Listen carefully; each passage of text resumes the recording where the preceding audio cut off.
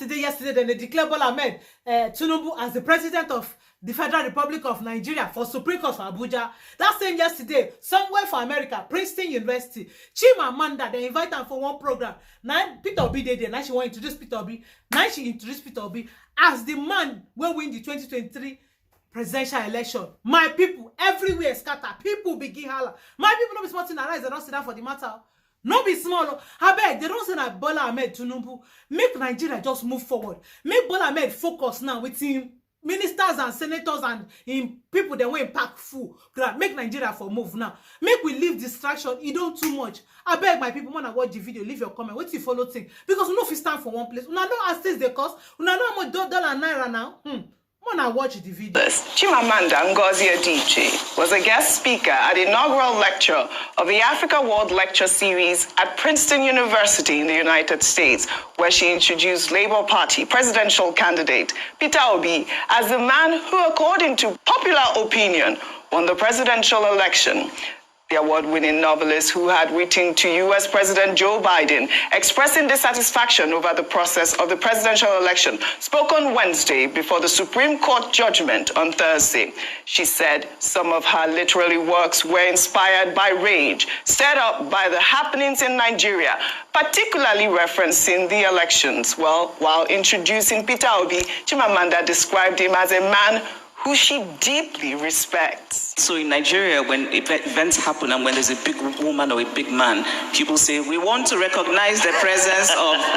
So I'm going to ask you to let me be very Nigerian today and say that I want to recognize the presence of a man I deeply respect and a man who I think is a beacon of hope, not just for Nigeria, but for Africa. And he's the man who many of us know won the elections in Nigeria. He's here with us, Mr. Peter Obi.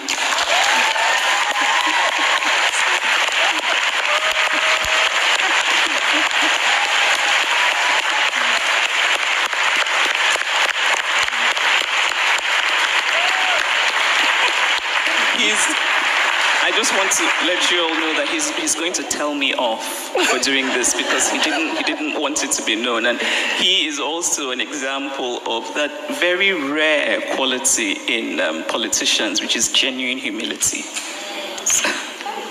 Yes.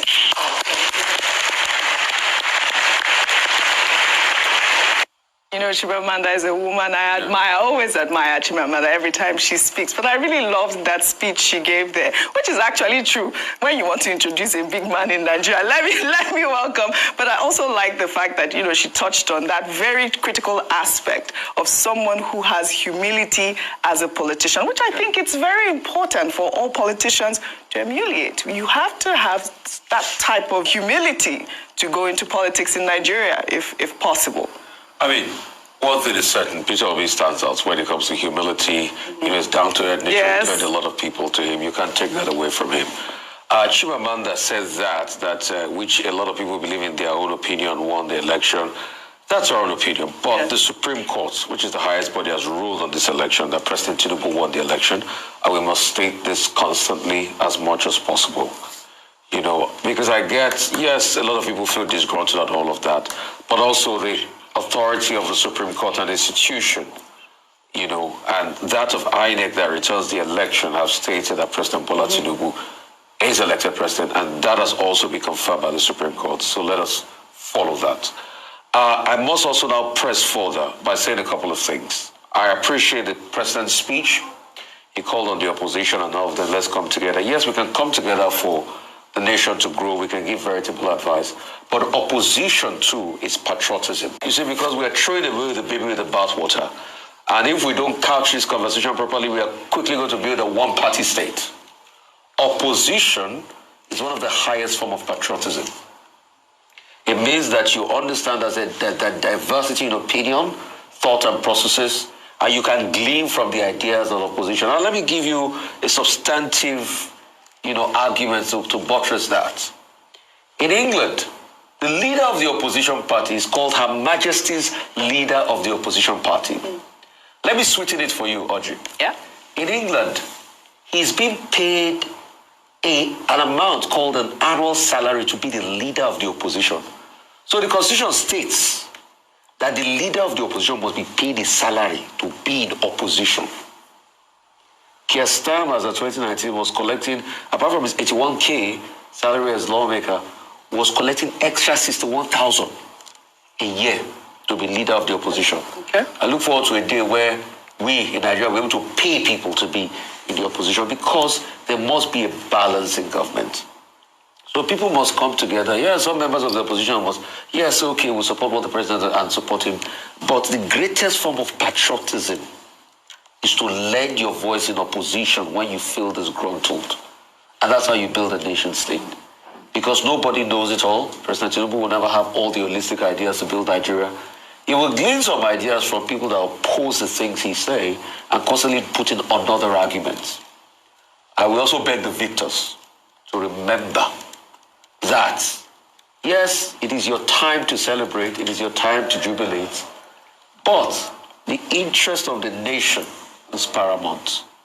Do not ever try to shut down opposition voices. Listen to them. A true leader is a leader that is circumspect enough to appreciate a counter-argument. That is one thing we don't do too well in this country. All right. May God help him. May God bless Nigeria. May God bless all of us. Yes. All right. Well, Dr. Bate, a quick point from you on both stories before we take our next story. Okay. First, let me say that what, Mr. Robert Clark was saying, when he was saying he doesn't think that, we'll get the change that we're looking for. My understanding of it is that, look, the people who are supposed to change the law, they may not summon the political will Yes, that's to what he make said. changes. But the big lesson of this entire process is that, just as we saw in 2019, after every election, after all the litigation, you see civil society. And this is where civil society has to wake up and act in the national interest, to begin to identify all of those areas that we need to take a second look at, particularly in the Electoral Act, Absolutely. particularly also in the Constitution. The law is a living organism, so you can always change it. And the National Assembly will have to play its role, just as civil society will also have to play its role. So it's not as if, everything is doomed for Nigeria. It is not. And the second thing, of course, is that there will always be election litigation. Because it's part of a process. The election starts, you campaign, then somebody wins, then you go to court. So there will never be a time when we will have to be lamenting and say, oh, why are people going to court? People will always go to court. It's part of the process. What you can say is that there is an end to litigation. Once it ends, people should behave like gentlemen, like patriots. Right. And third, I didn't see anything wrong in Doyediri congratulating the president. In fact, I have urged this same morning that, look, even the opposition leaders should congratulate the president and let this country move forward. We have done with campaigns and elections. It's now governance season, and let us govern. Now, you mentioned the former Governor Wike. Well, I think effectively now, Governor Wike has shown that he has joined the APC. Part of the APC now. What remains is for him to just cross, because the PDP will also have very strong grounds to accuse him of anti-party activities. If the constitution of the PDP that they quote all the time, if it is still a living document, because it was even in court. A member of PDP, he went to court. Well, all right. And immediately after the ruling, you could see him, he went to the villa, he granted the interview, and all of that. What can be more anti-party than that? And he was even hosting APC delegation from Rivers State. That is for the PDP to consider. All right, of course, it's up to him to decide where he wants to be. But I doubt if it makes sense to be in two places at the same time.